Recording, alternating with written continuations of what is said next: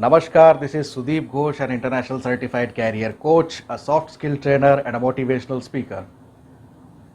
क्या आप एक नया स्टार्टअप शुरू करने के बारे में सोच रहे हैं या क्या आप एक स्टार्टअप के साथ काम करने के बारे में सोच रहे हैं? तो इस वीडियो को ज़रा आप लास्ट तक देखिए और फाइंड आउट कीजिए कि स्टार्टअप में काम करने के लिए जो जो क्वालिटीज़ ज़रूरी है वो आप में है या नहीं है। सबसे पहले तो हम स्टार्टअप के इकोसिस्टम का जो भारत में है उसका एक ब्रीफ ओवरव्यू समझ लेते हैं। भारत स्टार्टअप के मामले में वर्ल्ड में तीसरे नंबर पे है। भारत में 9000 से भी स्टार्टअप ऐसे हैं जो केवल टेक के लिए काम कर रहे हैं। भारत में 1900 से भी ज़्यादा स्टार्टअप 2019 में ही ऐड हुए हैं और भारत में 30 से ज़्यादा यूनिकॉर्न स्टार्टअप हैं जिनका वैल्यू $1 बिलियन से भी ज़्यादा का है हर एक का। ये जो मैंने आपको फिगर्स बताए ये आने वाले साल में और ज़्यादा बढ़ सकते हैं और जल्दी भी बढ़ सकते हैं। लेकिन किसी भी ऑर्गेनाइजेशन के लिए, चाहे वो स्टार्टअप हो या एक सिस्टमेटिक ऑर्गेनाइजेशन हो, उसके लिए सबसे बड़ा चैलेंज ये रहता है कि वो वहाँ पे काम करने के लिए जो टीम मेंबर्स को रखता है, जिनको अपॉइंट करता है, वो बेस्ट कैंडिडेट्स होने चाहिए। स्टैटिस्टिक्स शो करते हैं कि 50% से भी ज़्यादा हायरिंग मिस हायरिंग मानी गई है। स्टार्टअप के मामले में ये फिगर और भी ज़्यादा है। ऐसा क्यों?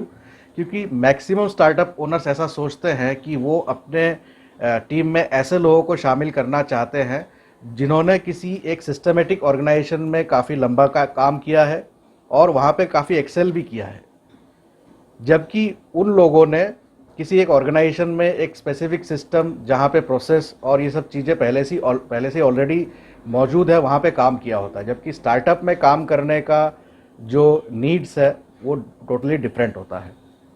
इसलिए मैक्सिमम टाइम ये चीज़ उनका फेल हो जाता है। तो आइए हम लोग 5 ऐसी क्वालिटी के बारे में समझ लेते हैं जो एक स्टार्टअप के इंडिविजुअल में होना चाहिए, चाहे वो इंडिविजुअल स्टार्टअप ओनर हो या उसका टीम मेंबर हो।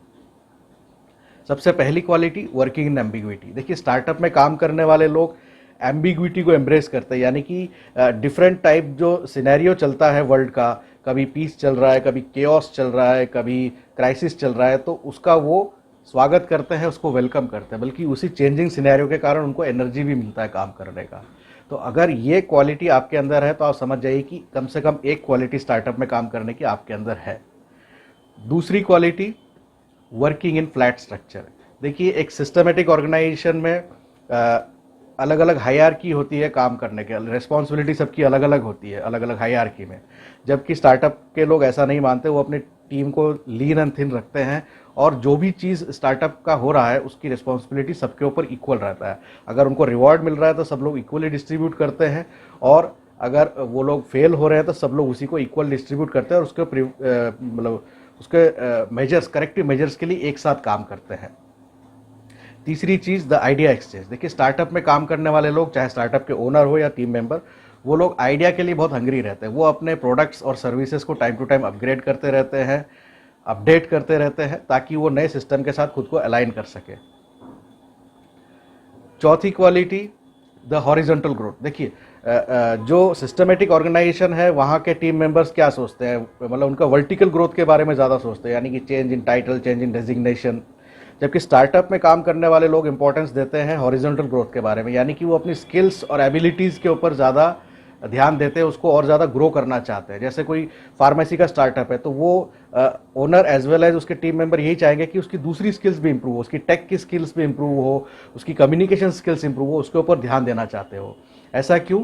क्योंकि वो ऐसे ज़्यादा स्किल्स अगर उनके पास आएंगे तो वो एक बेटर टीम प्लेयर बन सकते हैं, बेटर कंट्रीब्यूटर बन सकते हैं एक प्रॉब्लम सॉल्विंग के लिए। और उन एक हॉरिजॉन्टल ग्रोथ मतलब उनको विंग्स मिलते हैं उड़ने के लिए, इसलिए उसके ऊपर वो लोग ज़्यादा बिलीव करते हैं। उसके बाद पांचवी quality, ability to handle criticism. देखिए, जब कोई स्टार्टअप काम करता है तो उसके जो प्रोडक्ट्स और सर्विस है वो जो कस्टमर्स जल्दी लेते नहीं है, क्योंकि वो चीज़ें उनके लिए बिल्कुल नई होती है, या तो फिर जो स्टार्टअप में काम करने वाले होते हैं वो उनको अच्छे से एक्सप्लेन नहीं कर पाते, या हो सकता है गलत पब्लिक के बीच में वो अपनी प्रोडक्ट्स और सर्विस लेके पहुंच जाते हैं, इसलिए उनको क्रिटिसिज्म का सामना करना पड़ता है, उनको नेगेटिव फीडबैक मिलते हैं। लेकिन जो लोग उन नेगेटिव फीडबैक को ऐसा मान के लेते हैं कि उनके लिए नए दरवाजे खुल रहे हैं उनके कंटिन्यूस इंप्रूवमेंट के लिए, तो उनका मेंटेलिटी स्टार्टअप के लिए बेस्ट सुटेबल है। तो आप देखिए कि इनमें से पांचों में से कौन कौन सी क्वालिटीज़ आपके अंदर है, कौन सी क्वालिटीज़ आप ग्रो कर सकते हैं। अगर ये 5 क्वालिटीज़ कम से कम आपके अंदर है तो आप स्टार्टअप के लिए बेस्ट सूटेबल, चाहे आप स्टार्टअप बनाना चाहें या स्टार्टअप के टीम मेंबर बनना चाहें। मेरा एक 3 डे का वर्चुअल बूट कैम्प भी है कैरियर प्लानिंग का, उसमें भी ये चीज़ें शामिल है जिसमें आप फाइंड आउट कर सकते हैं कि स्टार्टअप के अंदर आपकी सूटेबिलिटी कितनी है या आप कहाँ कहाँ पे इम्प्रूव कर सकते हैं कि आप स्टार्टअप में फिट बैठ सकें। तो आप उसका एक फ्री ई ब्राउज़र डाउनलोड कर सकते हैं।